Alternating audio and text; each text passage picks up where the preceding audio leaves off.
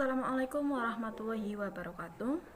Teologi Aswaja untuk moderasi Islam.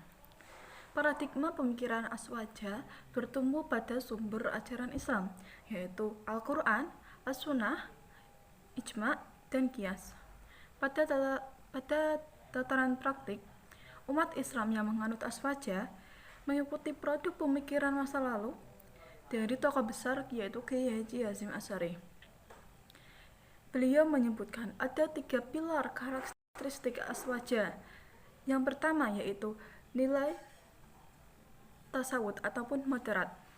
Di sini artinya menyeru kepada dakwah Islam yang toleran, menentang segala bentuk pemikiran yang liberal dan juga radikal.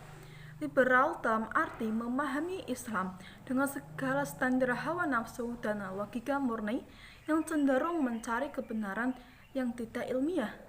Kemudian radikal dalam artian memaknai Islam secara tekstual dan menghilangkan fleksibilitas ajarannya sehingga terkesan kaku dan tidak mampu membaca realitas hidup. Yang kedua yaitu tawazun ataupun berimbang. Berimbang yang dimaksud dalam konteks ini adalah sikap seimbang dan harmonis dalam mengintegrasikan dan menyinergikan dalil-dalil untuk menghasilkan sebuah keputusan yang bijak. Tawazun memanifestasikan dari sikap keberagamaan yang menghindari sikap ekstrim. Kemudian yang ketiga yaitu toleransi ataupun tasamuh.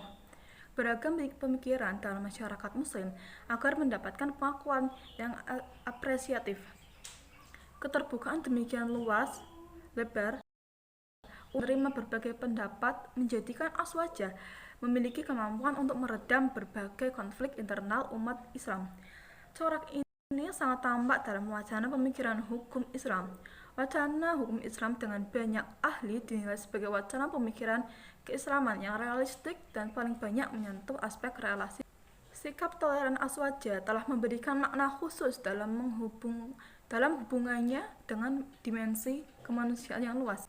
Kemudian, dalam mengimplementasikan Aswaja dalam upaya dekeralisasi dan deliberalisasi Islam moderat ada beberapa hal.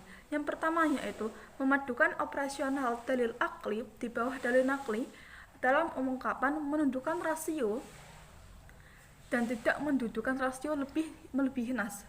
Tekstual, konstekstual, seimbang, dan tidak liberal.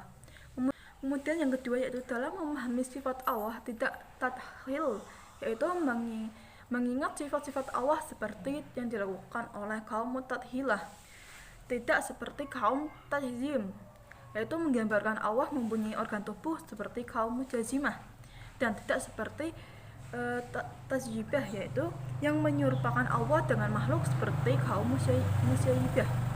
Kemudian yang ketiga yaitu berpegang teguh pada Al-Quran dan As-Sunnah dengan cara mengikuti mazhab dan manhaj ulama mazhab 4.